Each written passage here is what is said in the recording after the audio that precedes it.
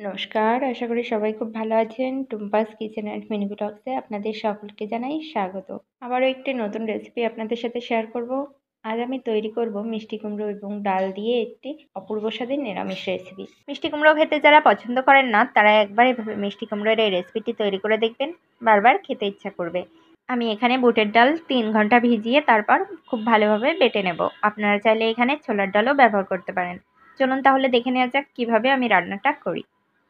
প্রথমেই আমি কড়াইয়ে দিয়ে দেবো অল্প পরিমাণ তেল। আমি প্রথমেই মিষ্টি কুমড়োটা ভেজে নেব। এখন মিষ্টি কুমড়োটা ছোট করে কেটে নিয়েছি। এখন খুব ভালোভাবে ভেজে নেব। হালকা নাড়াচাড়া করে নিচ্ছি। এই মিষ্টি কুমড়োটা কিন্তু খুব বেশি ভাজার দরকার নেই। মিষ্টি কুমড়োটা খুব ভালোভাবে সেদ্ধ করে নেব। তবে প্রথমে ভেজে নেব যেন মিষ্টি কুমড়োর কাঁচা গন্ধটা চলে যায়। এখন এখানে দিয়ে দিচ্ছি অল্প পরিমাণ আদা এবং জিরে বাটা। আপনারা চাইলে এখানে ধনে গুঁড়োও ব্যবহার করতে পারেন, তবে কোনো রকম পেঁয়াজ রসুন আমি এই রেসিপিতে ব্যবহার করব না। পেঁয়াজ রসুন ছাড়াই খেতে কিন্তু খুব বেশি ভালো লাগবে। এখন দিয়ে দিলাম হলুদ গুঁড়া এবং স্বাদমতো লবণ। এখন সব কিছু একটু খুব ভালোভাবে মিশিয়ে দেব। আমি এই মিষ্টি কুমড়ো সেদ্ধ করার সময় কোনো রকম জল ব্যবহার করব না। চুলার আঁচ কম রেখে মিষ্টি কুমড়োটা খুব ভালোভাবে সেদ্ধ করে নিতে হবে। এখন আমি ঢাকা দিয়ে দেব এবং খুব ভালোভাবে সেদ্ধ করে নেব।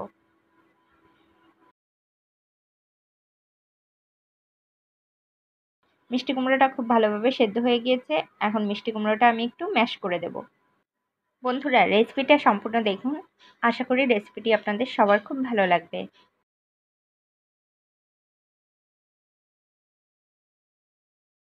আমি একটা চামচ দিয়ে খুব ভালোভাবে ম্যাশ করে দিচ্ছি।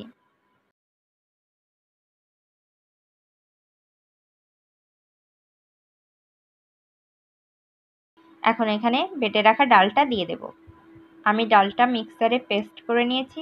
এখন এখানে স্বাদমতো লবণ, পরিমাণ মতো হলুদ এবং মরিচ গুঁড়া দিয়ে দেব।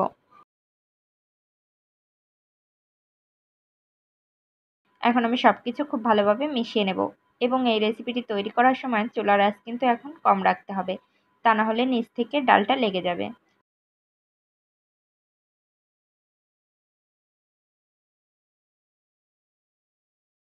দেখুন বন্ধুরা, কড়াই থেকে ছেড়ে যাচ্ছে। বেশ কয়েক মিনিট আমি খুব ভালোভাবে নাড়াচাড়া করে নিয়েছি। এখন এটা সম্পূর্ণ রেডি হয়ে গেছে।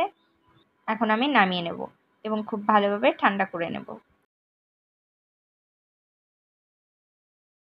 আমি মিক্সারটা প্লেটে ঢেলে নিয়েছি এবং ঢালার আগে প্লেটে তেল দিয়ে নিয়েছিলাম। এখন খুব ভালোভাবে ঠান্ডা করে নেব। দেখুন বন্ধুরা, ঠান্ডা হয়ে গিয়েছে। এখন আমি ধোকার মতো করে কেটে নেব।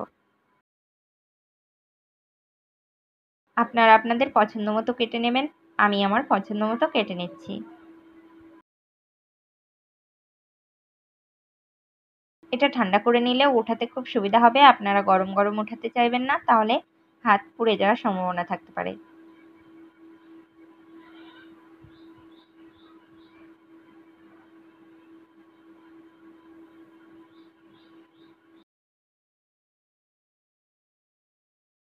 দেখুন বন্ধুরা, প্লেটে তেল দেওয়ার কারণে খুব সুন্দরভাবে উঠে গিয়েছে। এভাবে আমি সবগুলো উঠিয়ে নেব। এই রেসিপিটা কিন্তু খুবই স্বাস্থ্যসম্মত এবং বাচ্চারা খেতে সবথেকে বেশি পছন্দ করবে। এভাবে যদি এগুলো ভেজে দেওয়া হয় তাহলে ওরা খুব সুন্দরভাবে খেয়ে নেবে। এখন আমি ভেজে নেব। ভাজার জন্য কড়াইয়ে আমি পরিমাণ মতো তেল দিয়েছি এবং তেলটা একটু ভালোভাবে গরম করে নিয়েছি। এখন একে একে সবগুলো দিয়ে খুব ভালোভাবে ভেজে নেব। আমি একবারেই সব দেব না, দুইবারে আমি সবগুলো ভেজে নেব। এক পিঠ হয়ে গিয়েছে। এখন আমি আরেক পিঠ উল্টে দিচ্ছি। নিরামিষ দিনে ডাল আর কুমড়োর এই রেসিপিটি তৈরি করলে বাড়ির যে কেউ পছন্দ করবে এবং বারবার এই রেসিপিটি নিরামিষ দিনে খেতে চাইবে। এক পিঠ হওয়ার পরেই আপনারা উল্টাতে যাবেন, তাহলে ভেঙে যাবে না। তা না হলে কিন্তু ভেঙে যেতে পারে। দেখুন বন্ধুরা, হয়ে গিয়েছে। এখন আমি উঠিয়ে নিচ্ছি।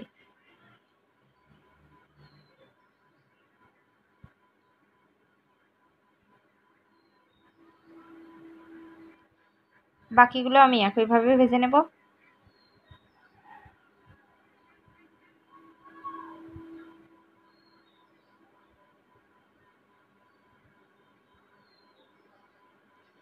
সবগুলো আমি ভেজে নিয়েছি। এখন উঠিয়ে নিচ্ছি। এখন রান্না করতে কিন্তু একদমই সহজ হয়ে যাবে, কারণ এটা রান্না করতে আর বেশি সময় লাগবে না। এখন আমি কড়াইয়ে আর অল্প তেল দিয়ে দেব। এখন ফোড়নে দিচ্ছি শুকনো লঙ্কা এবং তেজপাতা আর গোটা জিরে। ফোড়নটা একটু নাড়াচাড়া করে দেব। এখন এখানে আমি একটা পেস্ট তৈরি করে নিয়েছি, সেটা দিয়ে দেবো। এখানে আছে টমেটো, কাঁচা লঙ্কা এবং শুকনো লঙ্কা বাটা, ধনের গুঁড়া, জিরের গুঁড়া এবং আদা বাটা। সব কিছু দিয়ে আমি খুব ভালোভাবে মিশিয়ে দিচ্ছি এবং আমি এখানে পরিমাণ মতো হলুদ এবং লবণ দিয়ে দিয়েছি। এখন মশলাটা আমি একটু সময় নিয়ে খুব ভালোভাবে কষিয়ে নেব। দেখুন বন্ধুরা, মশলাটা আমি খুব ভালোভাবে কষিয়ে নিয়েছি। এখন এখানে পরিমাণ মতো জল দিয়ে দিচ্ছি। আমি এখানে খুব বেশি জল দেব না, জলটা আমি মিডিয়াম মতো দিয়ে দিয়েছি। এখন খুব ভালোভাবে দেখুন ফুটে উঠেছে। জলটা একটু খুব ভালোভাবে ফুটিয়ে নেবেন, তাহলে ধোকাটা খেতে খুব ভালো হবে।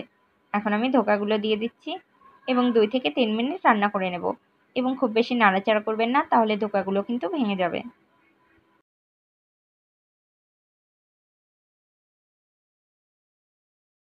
এখন আমি এখানে দিয়ে দেব গরম মশলা বাটা। আপনারা চাইলে গরম মশলা গুঁড়োও দিতে পারেন, তবে গরম মশলা বাটা দিলে খুব ভালো একটা ফ্লেভার আসবে। দেখুন বন্ধুরা, হয়ে গিয়েছে। এখন আমি নামিয়ে নেব। দেখুন বন্ধুরা, নামিয়ে নিয়েছি। দেখতে কত সুন্দর হয়েছে।